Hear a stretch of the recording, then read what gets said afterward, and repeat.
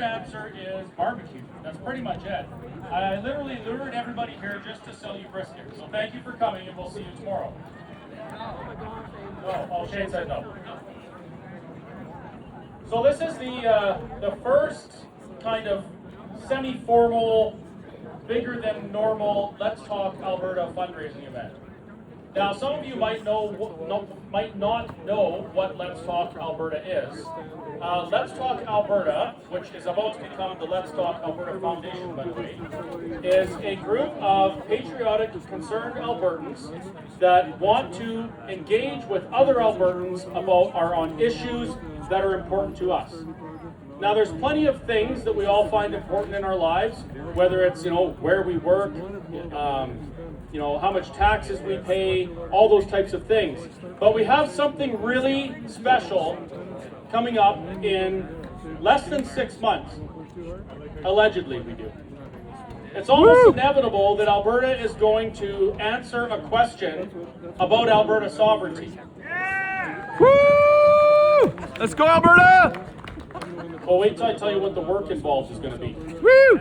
So this question on Alberta sovereignty, this is a pretty big deal, correct? Like this isn't just an election where we're choosing a candidate to either, do or not do what we ask them to do, and then we replace them 4 years later.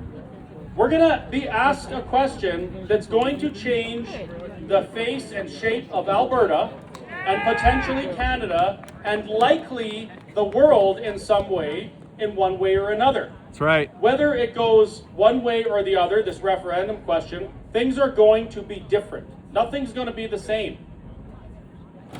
It's a really important question. And as I was contemplating this, as I was just kind of reveling in the fact that here we are in 2026 and we're going to have this referendum that some people in this province have been pushing for decades. That in itself is just amazing to me. But then I stopped thinking about all the great thing about having this referendum, and I started thinking about, well, how do we make sure that we advocate for our position on this referendum? How do we make sure that every person in Alberta knows the facts, knows why we're out here with flags? We need to make sure people know why we go to the legislature and cheer for a sovereign Alberta. Because we need them to join us, right? The question of Alberta independence, in my mind, is very clear-cut. It's an easy conclusion for me to come to that says Alberta independence is necessary and inevitable. I believe that 100% with all my heart and all my mind, by the way. Now our job is to go out and advocate for it. We need to start talking to people.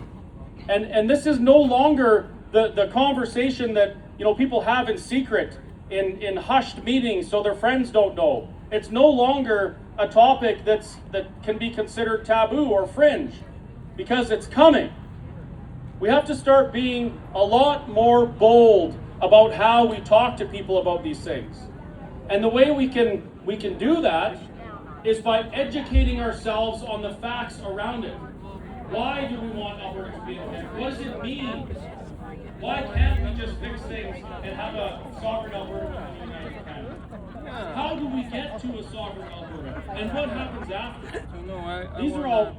These are all incredibly important things to learn about so that we can share them with other people. That's what Let's Talk Alberta is. We said originally we were going to do 200 events between April 15th and October 15th. Well, before April 15th came around, I think we had done about 30 events already. And it's very likely that we have around probably close to another 200 more to do. We're bringing this conversation to every corner of Alberta. We want to make sure in the best way we can that everybody has an opportunity to hear why we're advocating for this. We need to present the facts. And even more important than that, we need to go and be willing to answer questions from people who are opposed or on the fence, to talk to people about their concerns about an independent Alberta. I'll tell you this, in my about 5 years advocating for Alberta sovereignty, I've answered thousands of questions from tens of thousands of people on this subject. Now, we're seeing even more questions, and they're more direct, and the questions that are being asked, they're actually telling me that people believe this is going to happen, and so now they're curious. The questions that they ask, that they expect the answer is going to keep them from being an independence-minded Albertan, when we answer those questions, you know what happens? It's the opposite. All of the questions people are asking about their pension and currency and the military and our courts and all of these things, they expect that these are roadblocks to Alberta independence, and I'll tell you this right now, all of those things are reasons why Alberta must be independent. And if we bring that to everybody and we have those conversations with them, we start to change their mind. And this is critical. We have 6 months.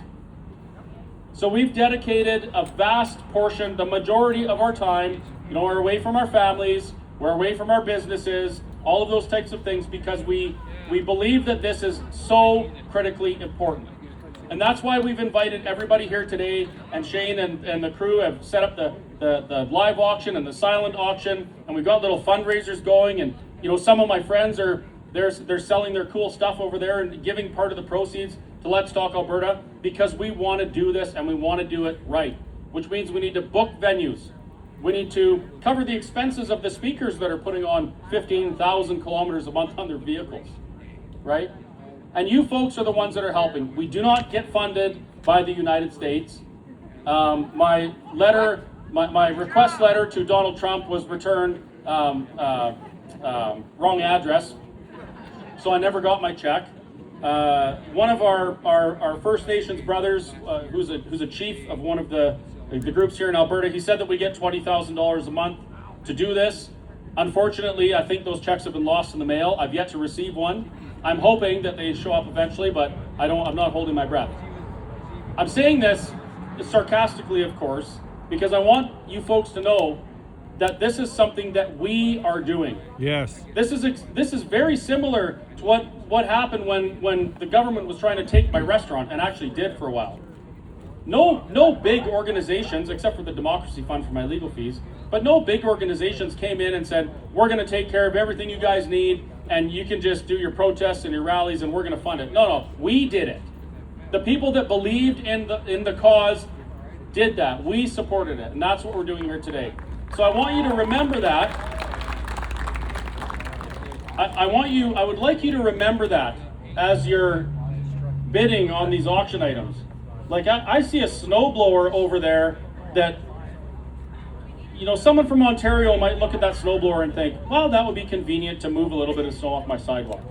I look at that snowblower and I think, that is an opportunity to advance the idea of Alberta sovereignty. Why? It's just an old snowblower. Because you can pay anything you want for that. Is it worth $500? No, it's not. But what is the potential of a sovereign Alberta worth to you? I'll tell you what it's worth to me. It's worth my time. It's worth sacrificing, moments with my kids who are here today, most of them. It's worth the risk of being away from my business. It's worth the horrendously vile things that some people say to me on social media. It's worth the threats. This is a worthwhile cause. And I would suggest that it is the most worthwhile cause that any of us are going to pursue in the next 6 months. Yes. Woo! Let's go, Alberta! So, that was my motivation to bid high and bid often on the live auction things. All proceeds go to Let's Talk Alberta, which is basically just me and a few other people. And I want to say thank you to everybody for the faith and the trust that you have in us by doing this. It means a lot that you guys support this, knowing that we're going to do the right thing, knowing that we're going to work hard at it, and knowing that we're doing this out of a place of service. So thank you very much. We should probably get back to it, and I think Chris gets to go. Oh, speaking of which, I've got probably, I think 2.5 more briskets, and I have 6 more pulled pork butts. So if you're still hungry, please continue to eat. Thank you very much. No pierogies today, Max.